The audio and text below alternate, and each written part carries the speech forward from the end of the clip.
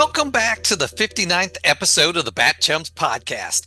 I'm Drew Leiter, and joining me tonight is my co-host, the man, the myth, the new legend, Mike Gordon. Howdy.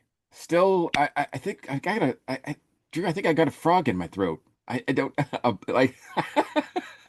I, I think I'm under a spell or something. I still am a little bit under the weather, but as we did last week, I am persevering on because we've got some cool Batman to talk about with the second part of this two-parter.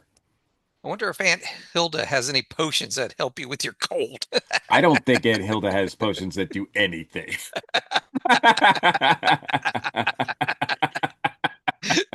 As we'll find out about in this episode. All right, so this is Batman Season 2, Episode 24, Marsha's Scheme of Diamonds. Episode aired Thursday, November 24th, 1966, directed by James B. Clark and written by Stanford Sherman. November 24th, so this has got to be around Thanksgiving time. Yeah, I would think so. Yeah. They celebrated Thanksgiving in the 60s. So yeah, sure. So I noticed no full episode recap with the two-parter this week again. So I guess they are not doing full episode recaps and they're just telling us like, hey, this is the situation we're in. Go. Now, when we last saw the Caped Crusaders, Batman was at the altar about to be married to the diabolical Marsha, Queen of Diamonds. Only the words I do stand between him and the bonds of wedlock. Now, I don't know about you, but I got the happy couple some cards. Oh Got them some wow. wedding cards. Oh my goodness. So the first wedding card I have All I have is a handful is of the Queen of rice. Diamonds. I see what you did there. That's for Marsha, and for Batman, I got the Joker. Oh, good call. Good call. Wow. Drew, you're on fire, man. Already. We're only like 5 minutes into the episode. And people are groaning all over YouTube. Oh well, there's only one thing that can save this show then, and that is our friend Magic Batman. Yeah, we should pause for a second for those people who are just listening. Yeah, Drew just showed us some playing cards. Oh yeah. Yeah, that might be smart to tell the listening audience. But Magic Batman, can you save us? What will happen? What will happen with Batman taking his vow? Yes, only one man can bless this wedding and make it official, and that's Magic Batman. Da, da, da. Magic Batman. Will Batman take Marsha, Queen of Diamonds, to be his lawfully wedded wife? All right, Magic Batman. My sources say no. Magic Batman is well informed. Wow. Okay, so before we get into the events of this episode, a couple of notes on last week's episode, because we talked about at the end, we talked about other times where Batman has gotten married in the comics, elsewhere, et cetera, that this was a new thing. And I did some research, Drew. I went to the Batcave, went into the Bat computer, did some research, and the issue that I was thinking of that has a wonderful cover of Batman and Batwoman at the altar, and it actually has the caption, "The Marriage of Batman and Batwoman." This is from Batman from 1959, dated March 1959. It is Batman issue number 122. The cover artist is Kurt Swan. Notably, he's usually known for his Superman work. But here he does a Batman cover. You can kind of tell it's got that sort of Kurt Swan figures about it, but it is a gorgeous looking cover. And it is written by Bill Finger. And the storyline in it is that now at the time, Bruce Wayne is going out with Kathy Kane, which kind of seems weird because I think later on they're cousins. I'm not sure how all that works. But back then, 1959, Bruce Wayne is the character in the comic is going out with Kathy Kane, who is secretly at that point Batwoman. They don't know that she's Batwoman, I guess. And yeah, they I guess it's getting pretty serious, and they actually get married. Well, I say actually, it all ends up. This is a spoiler for a a comic from 1959. That Dick Grayson wakes up in a chair, and it's all a dream. And he's like, oh, because he's all the whole storyline is that he's like, what happens to me if Batman's getting married to Batwoman? What happens to me, Robin? And so he's stressing out about it. So he has this nightmare that is happening, and he wakes up and he tells Bruce, and Bruce is like, kid, someday. I might get married, and Kathy is a nice girl, and that does nothing to give peace of mind to Dick. I So, can tell. I can tell him what will happen. You'll have a stepmother. and that's a whole other nightmare. So that was Batman 122. Now, there have been other instances where Batman or Bruce Wayne has gotten romantic. We've talked about, we both talked about the issue in Batman 330, which was from 1980, and that is with Talia on the cover. Now, I had described it incorrectly. It is not Talia and Batman with Robin in the middle. The cover, done by Ross Andrew and Dick Giordano, beautiful cover. It has actually Batman and Robin arguing, and Talia, her back is to us, is in the foreground, and she's in the middle. There's a really cool Batmobile in the background that looks a lot like the '60s Batman Batmobile, It actually. does. Um, but yeah, it is Dick saying like, I don't trust her. Either she goes or I do, and Batman's like, the door's that way, chum. Goodbye. And he does say chum, so there's like '60s references here. This is 1980, and the series, things that were implemented in the series are still being applied here because once it went into syndication, it was on everybody's mind. That's what a lot of people thought of Batman was with the Adam West show, so that we're reviewing. So, but yeah, Talia and Bruce were very serious for a while, but they never, as far as I could tell, they never got married. So, and in fact, that was pretty much the case until it was about 4 years ago, the 2018, 2017, right, is when it was the Jeff King storyline, right, with Bruce and Selena getting married. Yeah, the Tom King Tom King, storyline. sorry, not Jeff King. Tom King, you're right. Yeah, it was like And it I went on think it for was years. issue number 50 or something like that Yeah. of the newer series. So Yeah, and that one was real big. It had a bunch of tie-ins and went on for over a year, I think. And sort of had a gorgeous cover, the wedding issue of that had the two of them. And that was a big deal. And I've always felt, to me, and we won't spoil what happens with there. That's pretty recent, but I mean, people can pretty much figure it out. But it's a decent story. I think it did go on for a little too long, but it was I thought it was a decently handled story because I was reading it at the time. And but I always have felt that throughout all, even though Bruce and Batman have had a lot of romantic interests over the long history, I've always felt that Selena Kyle, Catwoman, was his like soulmate. His like that to me is the one that felt the best. Like I've entertained, I've read many stories where Bruce has gotten involved with other women, but it always seemed to me that Selena was the one. So right, and on one of the different Earths, they even had a kid together. I think it was Earth 2. absolutely, yeah. Earth 2, that's a good mention, right? Because they do get married and then do have a kid, and that kid is Huntress. Yep. So and that is she's an Earth 2 character. That was I think that was created sometime that was done sometime in the 80s as well, maybe late 70s. I don't have all the information on that one, but yes, you're right. They did get married and had a kid. Oh, Huntress. But a Huntress that we know of in current continuity is not their child. At least I'm not, at least as far as I know.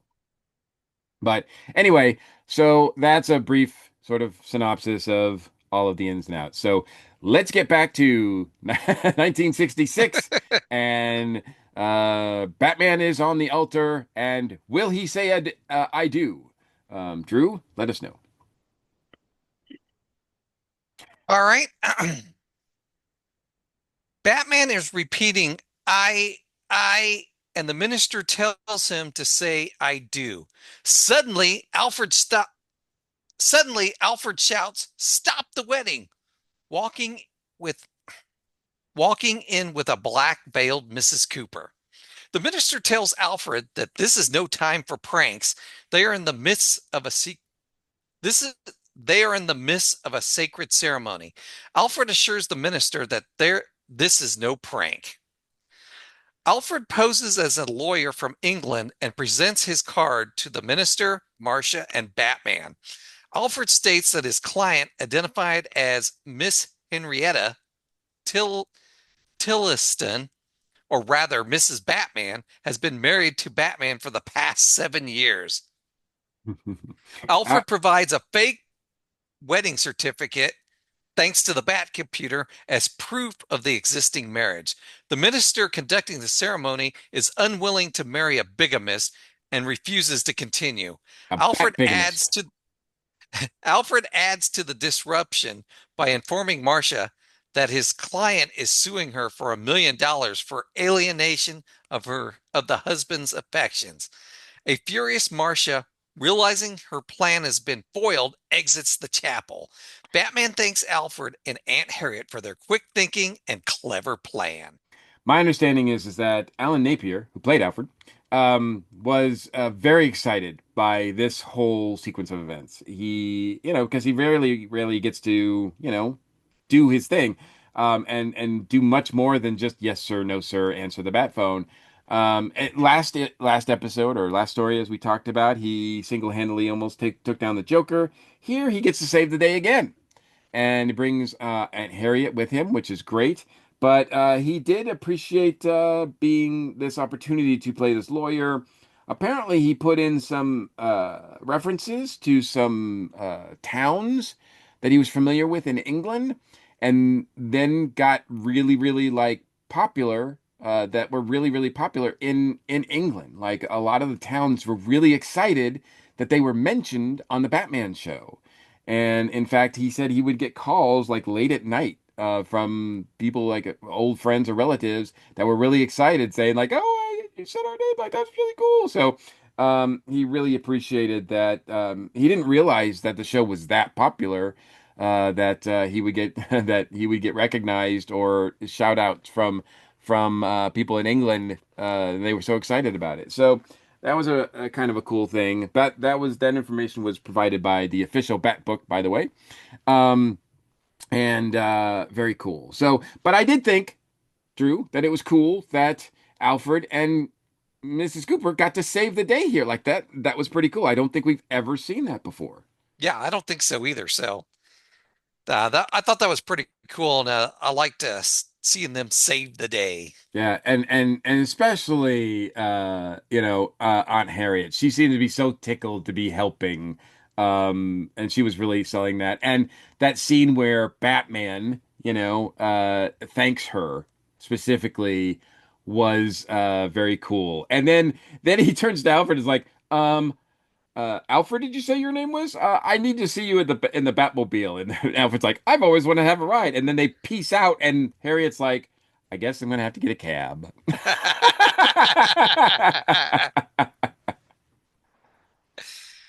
Alfred asks Batman if he can be of further service. Since Robin is currently out of commission, Batman asks Alfred if he can accompany him to the Batmobile. Alfred agrees. Marcia and the Grand Mogul rush back to her hideout. She plans to give Robin more of the potion so that he will lead her to the Batcave and to the Bat Diamond. Very, very smart of her, by the way. It's like, why didn't you think of that before? Like, Robin knows where the Batcave is, and he was willing to do anything for you. Why do you even need Batman? Yep, I'm surprised she didn't think of that before. I'm surprised I didn't think of that either. Suddenly, her security alarm rings, warning her that Batman has arrived. Marsha asks the Grand Mogul where her guardians are at. The Grand Mogul states that they were held up in traffic. Marsha tells the Grand Mogul to forget Robin and they flee.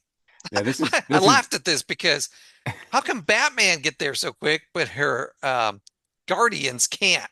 because Batman just cruised through. Like he's made it clear that if like he's on a mission, like he'll just bust through the line. Like he'll go fast and all that kind of stuff. So that did, yeah. I mean, Batman will, yeah. He doesn't have to obey traffic laws. He does, but in an emergency situation, and Robin's at risk here, I can understand that. It is weird because I'm kind of like trying to figure out where everything is because I thought Marsha's hideaway was a different place than the church that they were getting married or wherever they were getting married with. But then she goes like right downstairs to talk to Aunt Hilda, and I'm like, well, how did she get there so fast? Like, I like, um, so logistically, I don't know what's going on here, but this is so Aunt Hilda's bathing in the cauldron, right? Like she's just having a great time bathing, and I love the rapport between these two. They could have their own spin-off, as far as I'm concerned. I think it was just fun.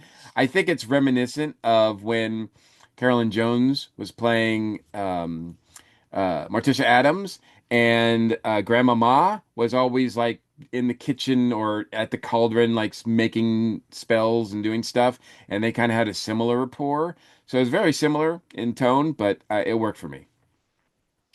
Batman and Alfred arrive. They administer the bat antidote right away to Robin. Robin states that they are returning to the Batcave. Alfred administers the antidotes to the other captives. Marcia returns to the basement and finds Aunt Hilda taking a bath in the Okay, giant cauldron. sorry, this is when Mar- she's taking a bath. Marcia tells Hilda that her potion failed miserably. Aunt Hilda replies she knew the potion wouldn't work. Those newts she has been getting lately have very poor quality. I'm like, Wait a if you minute. knew the potions were going to work. Well, but it did work, right? Like, what is she complaining about? Like, like Batman fought it off, but Robin was fine. Like I don't know what she was talking about here. Now later on we'll find out that a lot of her potions are faulty, Yeah. but right. But for so far, her sort of attraction spell or the potion that she's been dipping the arrows in and everything, it seems pretty effective. She had like 4 or 5 guys, including O'Hara and Gordon and Robin in her cage, like in her spell. So I don't, yeah, it was working. Marcia demands that Aunt Hilda find her another potion. She must get into the Batcave. Aunt Hilda replies she's been Aunt Hilda replies she's been in dozens of bat caves. They are very dull. Take it from her. Once you've seen one bat cave, you've seen them all. Yeah, this is what I was talking about. The rapport between them, she's like, I have to get in the back cave. She's like, I've been in lots of back caves. Like they're just fun when, and when she's, yeah, they're just great together. They are, which made this episode funny, them going back and forth together. Because we didn't really see them together hardly at all last episode. No, It just I was think the one one scene. scene, right? Just one Yep. scene. And I think that would have, if they could have jammed it in a little bit, maybe it would have been fun to have the two of them even in more scenes in the first half. But not that I'm complaining, but because the first half I thought was pretty strong. But yeah, these two are great. Back at the Give them bat their own show. Back at the Batcave, Robin wakes up feeling better. Robin asks Batman to explain how he was able to defeat Marsha's potion. Batman replies that he called in all his resources. Being older and more experienced, he was able to combat it. Robin points out the fact that Commissioner Gordon and Chief O'Hara are older and were not able to defeat the potion. Batman just replies that was unfortunate. Yeah, I think I really like this scene where sort of Robin wakes up and he feels bad because all this stuff that happened and Batman comes over to give him a pep talk and like don't worry old chum you'll be able to do it when you get older and Robin's like still down on himself, yeah, but Gordon and O'Hara are older and it's like and Batman just he doesn't have the heart to tell him like yeah, but they're kind of like not great at their job. Batman states that if they set the bat radar at the emanating frequency of diamonds, they could locate the reflective patterns of the diamonds, thus making them show up on the bat radar, revealing their coordinates. Holy stalactites! Robin gets the coordinates from the radar, and they are -80. Batman receives a call from Commissioner Gordon stating he thinks he knows where Marsha is. Batman already knows she is in the basement of the building they were in. Commissioner Gordon is shocked that Batman already knows. When he hangs up the phone, Commissioner Gordon tells Chief O'Hara there is no mystery that Batman cannot solve. I thought he was going to look at us. I thought he was going to turn around to the camera like, is there no mystery that he can't solve? And I'm like, yeah, but he doesn't. He didn't. He stops just shy of that. But yeah, he's great. As the Batmobile is leaving the Batcave, William Dozer tells Batman to be careful once again because there are some mysteries no man can solve. Yeah, well, yeah. William Dozer comes on to undercut Commissioner Gordon. But you're right. He comes in the middle again. He's like, "Don't, beware, Batman." And I'm like, what? Is this going to happen all the time now?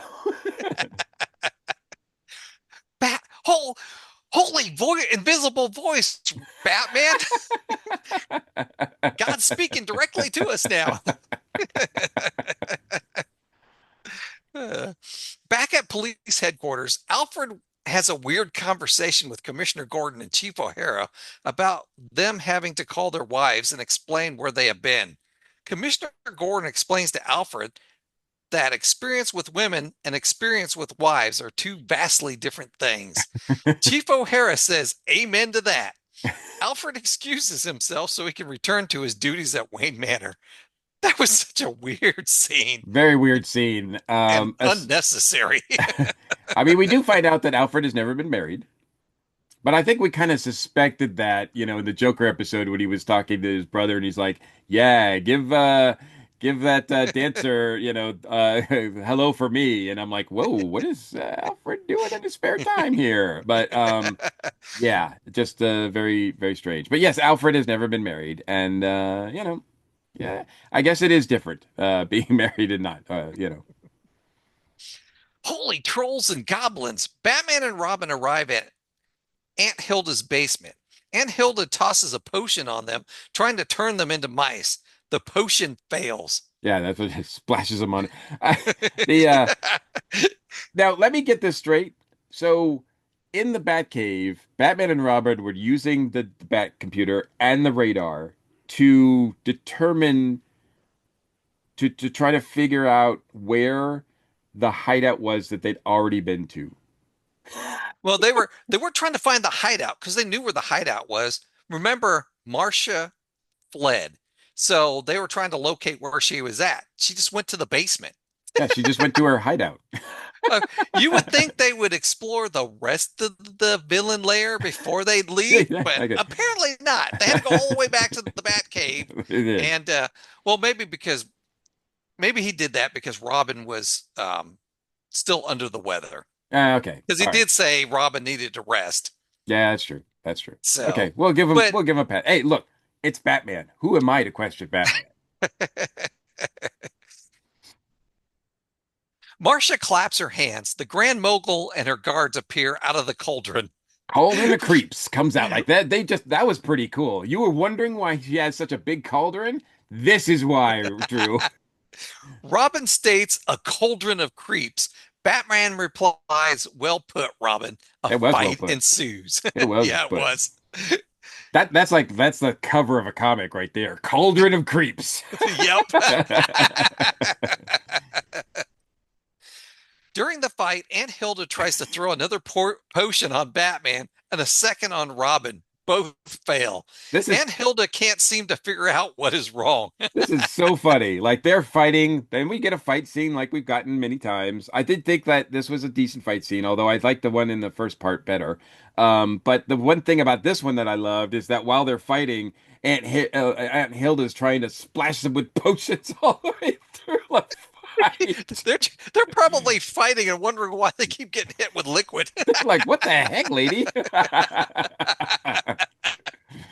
But it was fun. It was a fun moment. Marsha decides to take matters into her own hands. Marsha throws diamonds.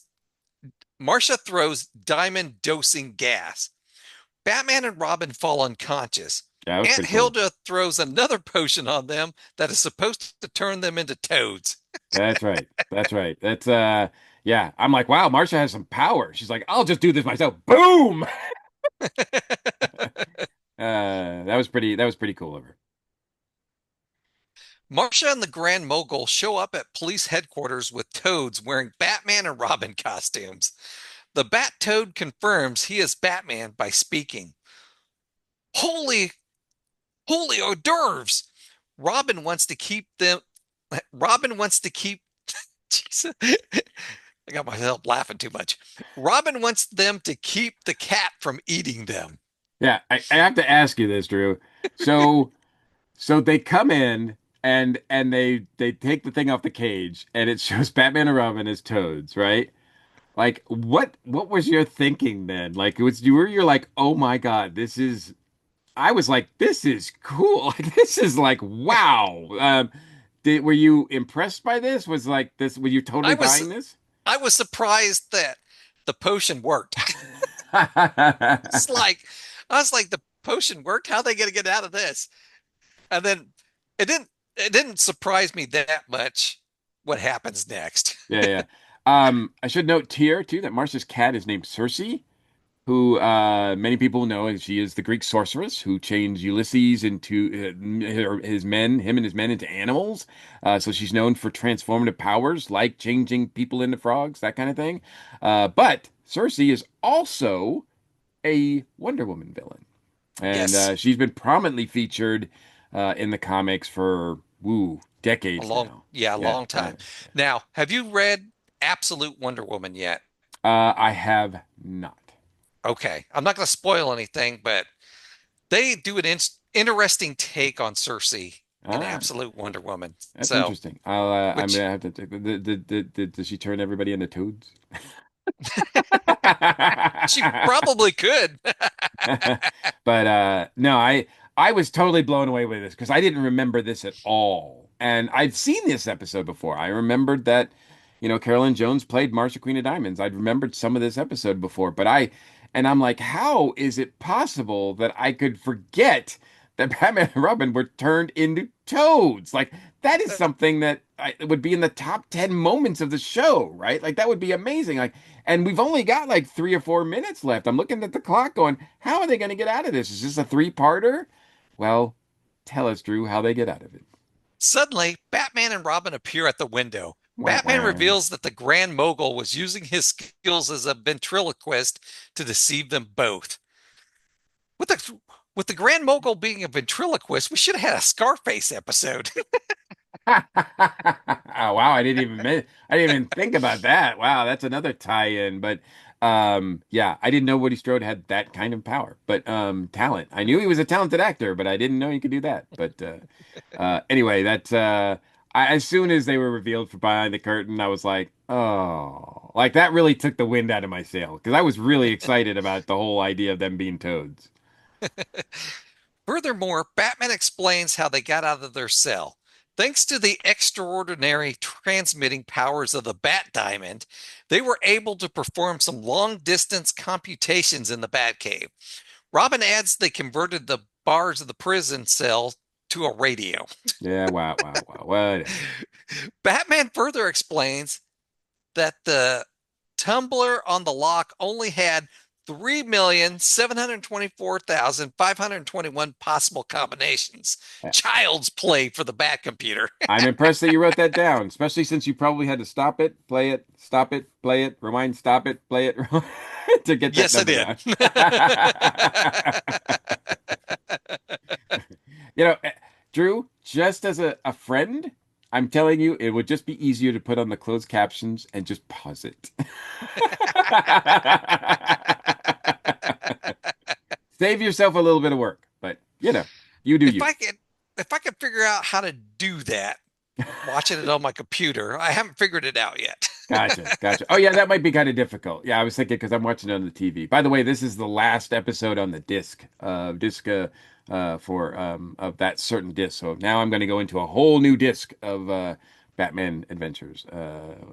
So looking forward to it. Marsha orders the Grand Mogul to take care of Batman and Robin, but they pin him in a window like a wriggling toad. Batman hopes that his Batman hopes that this lesson has taught Marsha that diamonds are not necessarily a girl's best friend. Marsha tells Batman that he is divinely square. Wah, wah. It was just sort of ends there too, and it's just sort of a weird. I mean, we get the like preview of next week, but we don't. I mean, I thought there was going to be more. It just sort of suddenly ends there. It And I was a do want to, quick ending. yeah, very quick, almost too quick because it really felt like a slap, like a sudden like door shut, like in my face. Because I was so excited about them being toads, and then bam, the door's shut, and I'm like, oh, it's over. I also want to say here too, and again, I just want to reiterate that I mean no disrespect to Carolyn Jones because we all know that I respect her a lot, and I mentioned last week that I was kind of wondering about her maybe issues with her weight or if she was pregnant or something like that. And she does spend some time in this episode with a dress that has a veil or some sort of fabric in front of her all the time until the end. When she comes in at the end with the toads and the cat, she is wearing this nice, like, kind of slinky outfit, and yeah, she looks fine. So apparently, that was just fashion at the time, not anything that anything should be worried about. And not that I was worried, it was just something that I observed. So I just want to sort of like amend that and say, like, apologies to anybody or to Carolyn's family or anything like that that might have thought that I was being insulting, but I didn't meant it in no disrespect. It was just something that I noticed. All right, so this issue, this episode ends saying next week, Cliff Robertson as Shame corrals the Caped Crusaders. Da, da, So da. we haven't got an announcement for the next villain for a bit. No, we have it. We So, have it. and I was surprised because it's a brand new villain, somebody we hadn't seen before. Yep. So, but Cliff Robinson is a name, so they're using it to sort of sell the show. I do wonder if because they're doing that, the ratings are slipping a bit, so they feel like they need to pump them up a bit more. I don't know. Maybe that, Um, or remember, it's still November sweeps. yeah, we're just on the tail end of November, so so that could be as well. So yeah, it doesn't hurt to try to get more viewers, that's for sure. Um, so overall, what did you think of the second part of this two-parter? Thought it was fun. I thought both parts were fun. So, I mean, it was there was a lot of silliness in it, but ultimately it was fun. Now, I wish the ending wasn't so abrupt, Yeah, yeah. but other than They could, that, I think yeah, they it could have was, had a lot of fun with the Toad thing. Like they could have yeah, had they a could lot of have. fun with the Toad thing. And I wish that had been implemented a little bit earlier or something like that. I don't know, but yeah, I think it's a sharp two-parter. Is it as good as Stanford Sherman's two-parter with the Penguin? No, I mean that there was a lot going on with the Penguin running for mayor. That was just Yeah. brilliant. And it was a satire on everything. This has not got quite that appeal to it, but yet I did think it was fun. And like I said, I think Carolyn Jones does a great job. Certainly Zaza would have been perfect for this character. But I think for, handling a character that wasn't written for her, that I think Carolyn does a great job. So, and if you like Marsha Queen of Diamonds, if you like Carolyn Jones, I have news for you, Drew. You will see her again. Oh, cool. We will see her again. So yeah, that is something to look forward to. Something for all of us to look forward to. All right. Well, that wraps up another episode. Do you have a shout out, Mike? I do. And since we're talking about Carolyn Jones, and some people might not realize it's been a while, I sort of take it for granted that people love a lot of the same stuff that I do and grew up with the same stuff that I did. Um, and they might not realize that she was in a series called The Addams Family. Most people, when they think of the Addams Family, they might be thinking of the new Wednesday show, which I do enjoy. They might be thinking of the movies that starred Angelica Houston and Earl Julia and a bunch of other folks. And those were fun as well. But to me, the Addams Family series that ran in the 60s, like I said, 63, 64, 65, something like that, 66, was brilliant. I love that series a lot. I do believe it's available streaming on some various places. I'm not sure exactly where. Last time I checked, I think it was on Amazon Prime or Prime Video, but you'd have to just check your local streamers. But you can get it on DVD. I have the DVDs, and I highly recommend these. There is a two-parter that aired in the second season. It only ran two seasons. But again, seasons were very long. Back in the 60s. So there's like 60 some episodes. So there's tons of episodes. It's usually a half-hour show. But there is a two-parter. I think it's the only two-parter that they did that ran in the second season, and it explores the meeting and marriage between Gomez and Morticia. And what's really great is that we find out that Gomez was originally betrothed to Morticia's older sister, Ophelia, and not Morticia. And Morticia's older sister, Ophelia, is played by Carolyn Jones. So Carolyn Jones has a dual role in the episode, which makes it even more fun.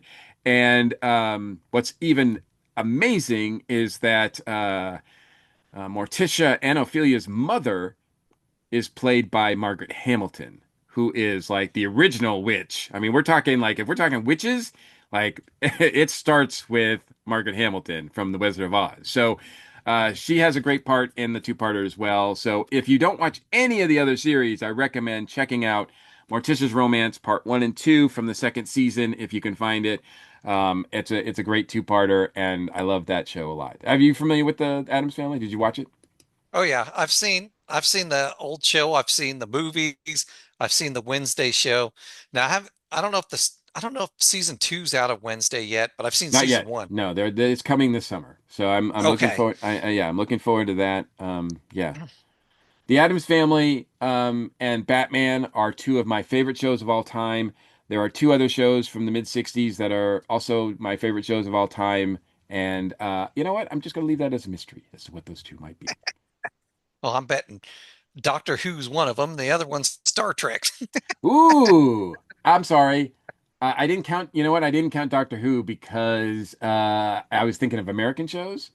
So if we had British shows, then yes. Okay, so we'll say Doctor Who, Star Trek, you're right, and then Addams Family and Batman, of course, are four out of the five of my favorite shows from the 60s, and we'll leave the last show as a mystery, unless you can guess that too. All right. Let's see. What And do I and think it would and and be? and, and no offense to I'm our gonna ESO counterparts, it's not the monkeys. They love is the it monkeys, but it's not that one. I'm gonna give two choices what I think it is. Mission Impossible or um um oh shoot, I can't think of what the other show is. It's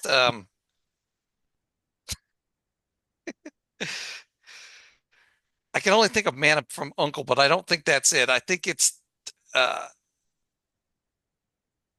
like a more scary show or with weird episodes and stuff. What am I thinking of?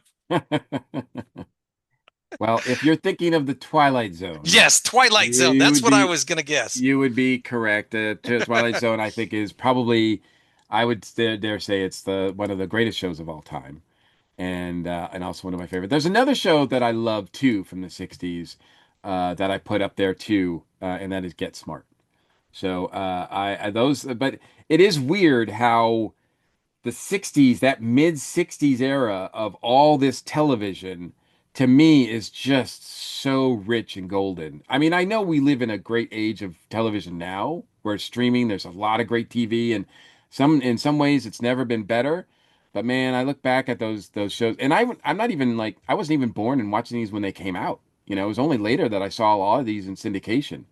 So, but to me, it's shows that I grew up with, and I just love a lot. So, so look for Mike's '60s shows podcast spinoff at some point. No, I don't think I'm doing that. But in any case, yeah, check out Adam's Family, the original series, if you can. All right. And for my shout out, I'm going to shout out the Earth Station DCU BatChums Patreon once again Yes. because we've lowered the price down to $1 a One month. dollar.